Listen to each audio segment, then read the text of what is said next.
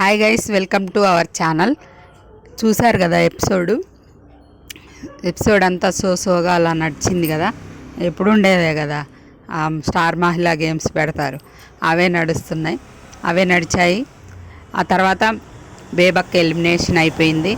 తను ఇంకో వీక్ ఉంటే బాగుండు అని నాకు కూడా అనిపించింది. తను ఏంటో ఇప్పుడిప్పుడే బయటపడుతుంది, ఇంకా ప్రూవ్ చేసుకోవడానికి ఒక ఛాన్స్ ఇస్తే బాగుండు అనిపించింది అనమాట. అయితే అందరు కలిసి బయటికి పంపించారు తన్ని. ఈ కుక్కర్ గోళ్ళతోని ఇంకా కూరలో కారం ఎక్కువ వేసిందని అందరూ నామినేట్ చేశారు. కూరలో కారం వేసింది ఎవరో ఈ ఎడిటర్ మామ చేసే జిమ్మిక్కుల వల్ల క్లిప్ ఎగిరిపోవడం వల్ల అసలు కూరలో కారం వేయమన్నది నిఖిలట. ఆ విషయం తను స్ట్రాంగ్గా అప్పుడే చెప్పుంటే బాగుండేదేమో, ఇంకొక ఓట్స్ ఎక్కువ పడేయేమో అనిపించింది. ఆ క్లిప్ మనకి ఎక్కడా కూడా బయటికి రాలేదు, నిఖిల్ చెప్పిన విషయం ఇప్పుడు తను వెళ్ళిపోయేటప్పుడు చెప్తుందనమాట. ఇక నామినేషన్ అయితే 8 మంది అయ్యారు. వాళ్ళు ఎవరో నేను తర్వాత చెప్తాను. ముందైతే లైవ్లో చాలా జరిగాయి. తల్లి కొడుకులుగా మారిన సోనియా అండ్ నిఖిల్ అనుకుంటున్నారు కదా, అది కూడా చెప్తాను మీకు. ముందైతే ఎపిసోడ్లో ఫస్ట్ గేమ్స్ పెట్టారు. ఆ గేమ్స్లో ఈ సినిమా పేర్లు చాలా ఈ లేడీస్కి అయితే చాలా వీక్గా ఉన్నారు, సినిమా పేర్లే తెలియట్లేదు, టక్కుని గుర్తే రావట్లేదు వాళ్ళకి అనిపించింది. ఆ తర్వాత కోన్ తీసే టాస్క్లో బేబక్క మంచిగా ఆడింది. తను మంచిగా డ్యాన్స్ కూడా చేసింది, గట్టిగా మాట్లాడింది. మొత్తం ఈ 2 ఎపిసోడ్ బేబక్క మీద వెళ్ళిపోయింది అనమాట.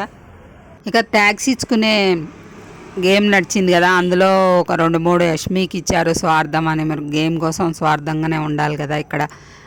ఇంకా తర్వాత సోనియా వచ్చి తన్ని కన్నింగ్ అని ఇచ్చింది విష్ణుప్రియ. మరి నాకైతే కన్నింగ్ అని తను ఇంతవరకు ఎక్కడా కనపడలేదు. మీకు ఏమైనా కనపడితే కామెంట్ చేయండి ఫ్రెండ్స్.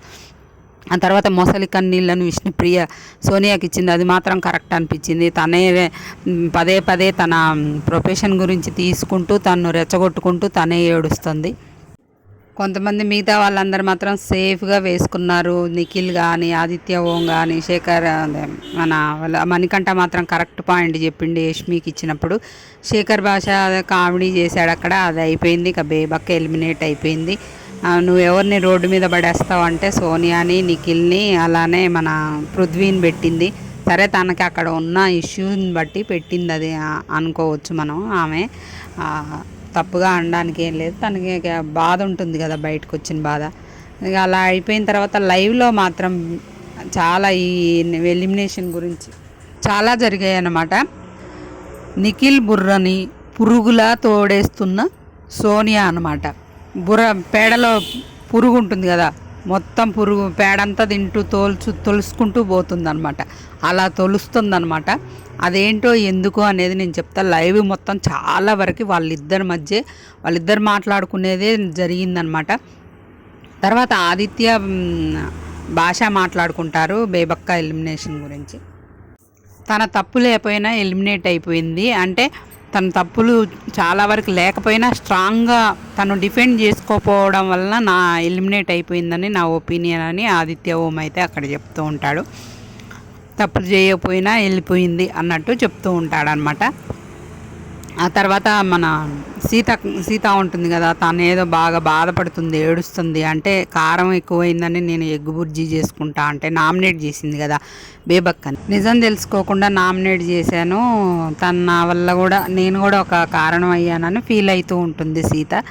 ఇక తర్వాత నిఖిల్ సోనియా అండి చాలాసేపు వాళ్ళ డిస్కషనే చూపించాడనమాట లైవ్లో. సోనియా మాత్రం బాగా బుర్ర ఖరాబ్ చేస్తుంది నిఖిల్ది.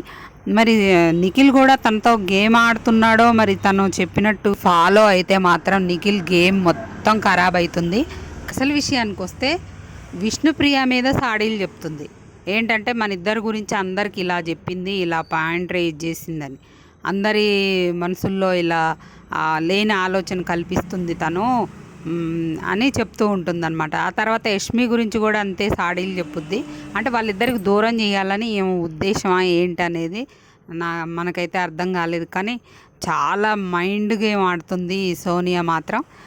ఈ నిఖిల్ తెలుసుకోకపోతే మనం ఇంతకుముందు వీడియోలో కూడా చెప్పుకున్నాం, తెలుసుకోకపోతే మాత్రం చాలా ఇబ్బందులు పడతాడు. అలాగే తను నిఖిల్ ఏమంటాడంటే ఇక్కడ మన ఇద్దరం బయటకి ఎలా పోర్ట్రే అయిందో మరి అనుకున్నాడో ఏమో కానీ బేబక్క కూడా అంటది కదా సోనియాతోని క్లోజ్గా ఉంటాడు, అందరు కూడా అదే అనుకుంటారు కదా. అలా పోట్రే కాకుండా ఉండాలని మన ఇద్దరం తల్లి కొడుకుల్లా ఉందాం, నువ్వు నాకు అమ్మలాగుండు, నేను నీకు కొడుకులాగుంటా, మన ఇద్దరం అలా తల్లి కొడుకుల్లా ఉందాంరా అని అంటుంటాడనమాట. నన్ను దత్తత తీసుకోరా అని కూడా అంటాడనమాట. అంత భయపడిపోతున్నాడా నిఖిల్ సోనియాకి అనేది నాకు అర్థం కావట్లేదు. ఎందుకంటే ఫస్టే వచ్చి మీరు ముగ్గురు గ్రూప్లో ఆడుతున్నారు అన్నది కదా, అది ఎక్కడ పోర్ట్రే అవుతుందో బయట అని తనతో క్లోజ్గా ఉంటున్నాడేమో, లేకపోతే తనతో కూడా తను మైండ్ గేమ్ ఆడుతున్నాడేమో అని నాకు అనిపించింది. మరి ఇద్దరు ఎవరు సక్సెస్ అవుతారో మనం చూడాలి. మరి ఇక నామినేషన్స్ విషయానికైతే 8 మంది నామినేషన్లోకి వచ్చారు. అందులో యష్మికి స్పెషల్ పవర్ ఇస్తారు. సోనియా కూడా నామినేషన్లోకి వస్తుంది, కానీ తను ఎందుకు సేవ్ చేసిందో మరి తనకున్న రీజన్ ఏంటో తెలీదు. సోనియానైతే సేవ్ చేసింది. ఇంకా కొత్తగా అయితే నిఖిల్ వచ్చాడు, కిరాక్ సీత వచ్చింది, అలాగే మన నైనిక వచ్చింది, ఆదిత్యవం, వీళ్ళు నలుగురు కొత్తగా వచ్చారు. కానీ మళ్ళీ లాస్ట్ వీక్ వచ్చిన వాళ్ళల్లో విష్ణుప్రియ, మణికంఠ, శేఖర్ భాష, ఉద్వి, వీళ్ళు నలుగురేమో లాస్ట్ వీక్ వచ్చిన వాళ్ళు వచ్చారు.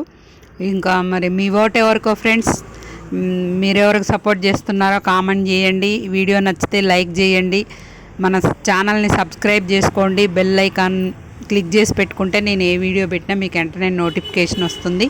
చూసిన వాళ్ళు కొంచెం లైక్ చేయండి ఫ్రెండ్స్, మన వీడియో ఎక్కువ మందికి వెళ్తుంది కాబట్టి.